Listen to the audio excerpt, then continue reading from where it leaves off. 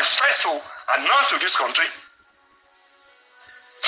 that within a time frame of 4 weeks, Yar'Adua will die because we received information and he has been poisoned.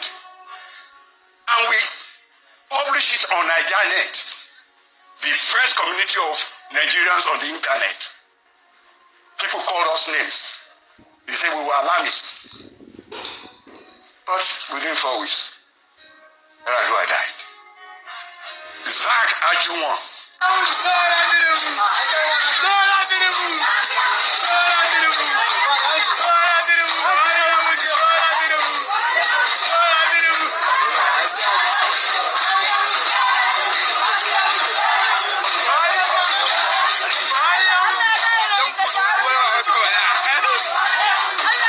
Guys, Northern youth don't tag Tinubu as next. There is more to this Buhari death. By 2027, we go hear the truth, whether na the real or the fake Buhari they carry come from London, or if person even did the casket. Because by 2027, when bullets go they run up and down because of election, many politicians could betray themselves, and the ones who know they keep secrets must expose the real truth. Many Nigerians they ask, why other country not send their sympathy, their condolence give Nigeria as president? So it's obvious a lot of people already know, say the real Buhari don't go. So guys, make I just leave on. Watch this video. Yeah, Abacha is one of the greatest leaders that is highly demonized in this country. Even in his death, Abacha is highly demonized in this country. But I'll keep telling people that Abacha is not what people are trying to paint him to be.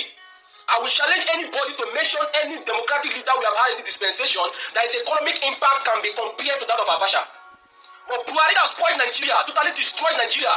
A man that waged war against Nigerians on October 2020. A man that borrowed billions of naira for his friends and his cabinet to loot and steal. Is the one people are saying we should not speak ill about the death.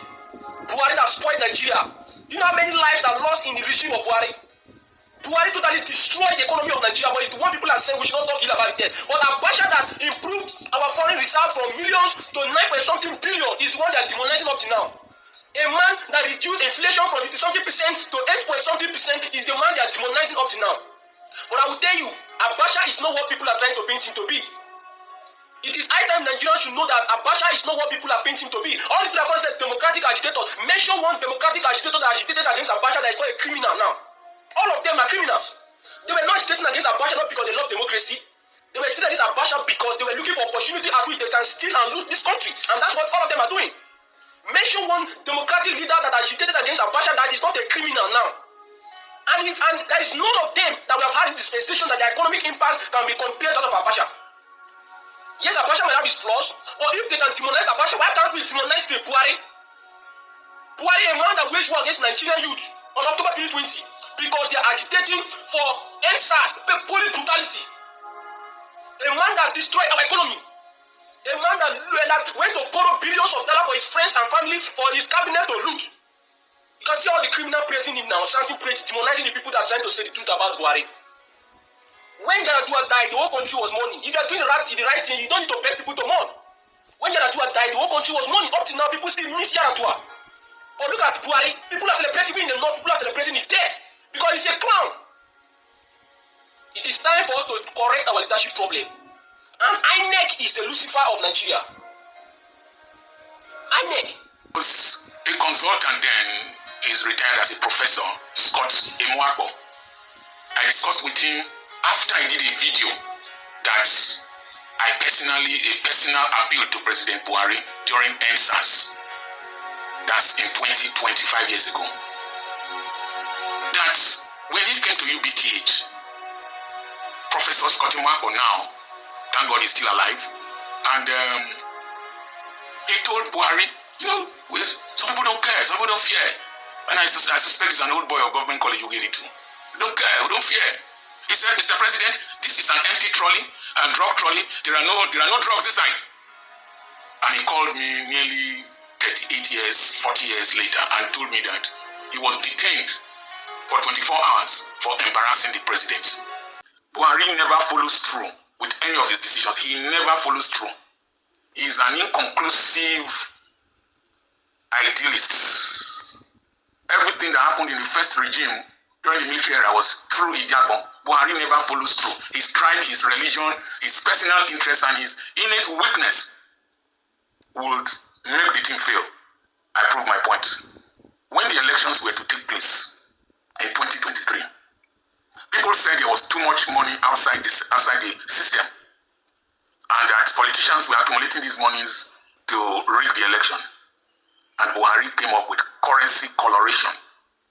We spent a lot of our money to recolor our currencies. And people suffered. We're now buying our own currency. At a point, people were now using CFA in the northern part of the country under Buhari. He has an inconclusive approach to issues. He would do as if he did not know. If the attempt was to prevent Tinubu from winning the primaries and winning the elections, the attempt failed woefully. And the duplicity of being with Tinubu and at the same time trying to scuttle his election is evil. And Mumu Emefiele put his head inside. We know how he suffered, and Emefiele is paying the price. And eventually, he did not conclude it. We still had to be using old currency and new currency. Shame, useless people. For once, I will praise El-Rufai.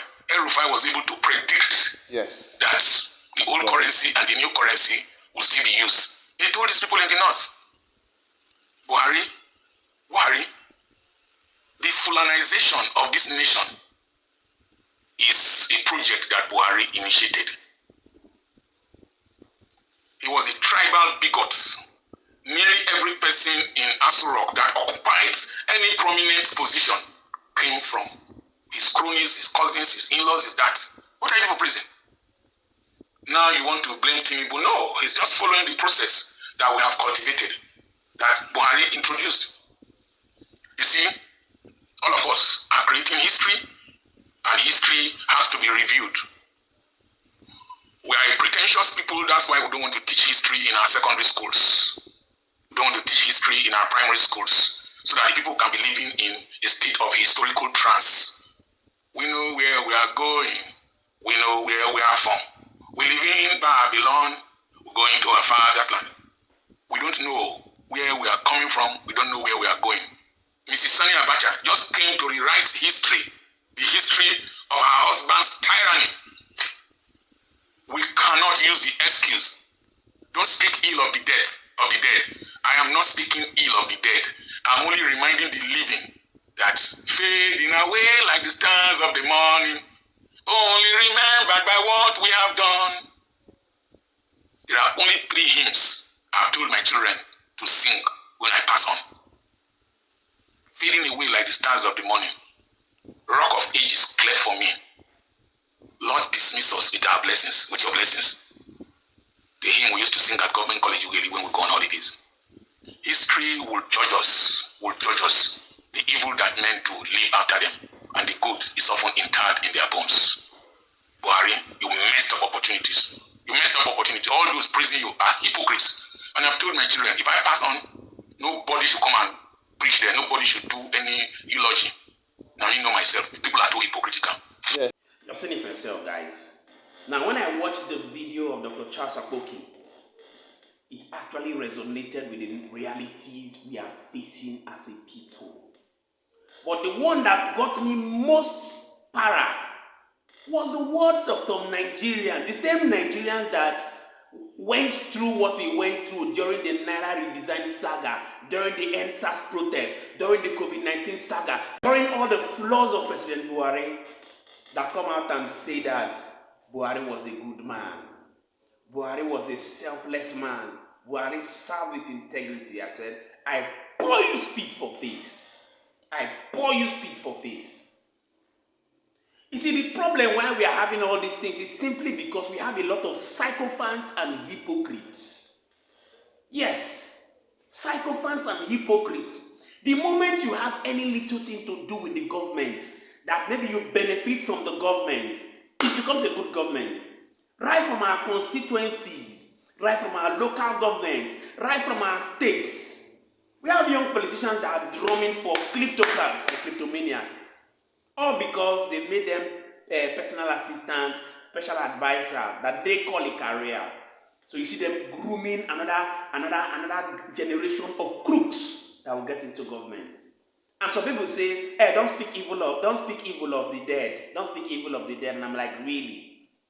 How then will we be able to correct the anomalies from the kleptomaniacs that are in power today, or those their generation of boys that are coming up to take over from them? How then do we correct it?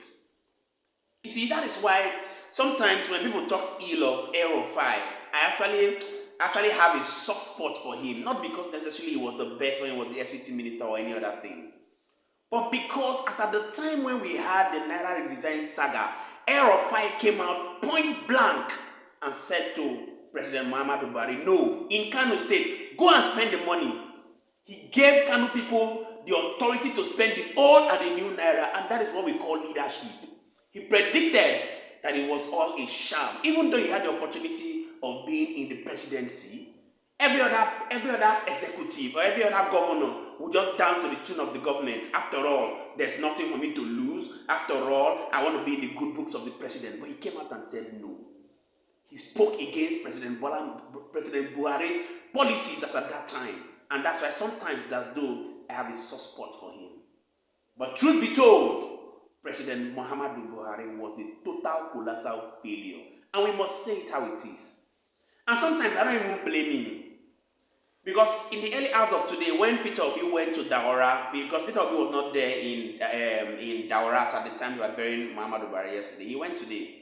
And when they asked him a question, even though I have a lot of exceptions to what he said, when he was asked by, I think it was an Arise News journalist of what his thoughts are about former President Buhari, he said that he did his best according to his capacity. Of course, they have no capacity. They don't even know what it takes to run a good government. They don't know what it takes. So obviously, that was his capacity. It's the same thing these our leaders today are doing in their various constituencies. For the record, let me use this opportunity to say to all our viewers today, so that you can understand that valid information has it that there's no House of Rep member that has not been given a minimum of 1 billion naira ever since President Bola Ahmed Tinubu removed the fuel subsidy. And I go back to ask my constituency leaders, like the National Assembly members in my constituency, where is the 1 billion that was given to you by President Bola Ahmed Tinubu for constituency project? Please come and account it for us. Come and account for it to us. Because you owe us that duty to come and tell us what you use that money for. Nobody's saying anything. Nobody's saying anything. And at the end of the day, you can see it for yourself the way Muhammadu Buhari was passed on. With all the billions and trillions. And interestingly, yesterday I was watching a video of the convoy that was driving into Daura. I saw poverty physically in the faces of people of Daura. They were just standing by the side of the road. I said, this is the person that was given the opportunity to become a president of the Federal Republic of Nigeria, where your word becomes law. It's very unfortunate indeed. I'd like you to do your best to drop your thoughts in the comment section. Let's get to know what you think about this video that has gained media traction of Dr. Akpoki that has called out former President Muhammadu Buhari, and the words of ECOWAS that has obviously allegedly accused the Nigerian government, asking why there was no delegation from other governments in Africa and in other nations of the world. Very remarkable question indeed. Do your best to drop your thoughts in the comment section. Let's get to know what you think about this video, and we shall continue to be here to serve you. Many thanks indeed to all our viewers and returning subscribers. We truly don't take it lightly. My name again is Moses, and this is Dêãťh. See you on our next video.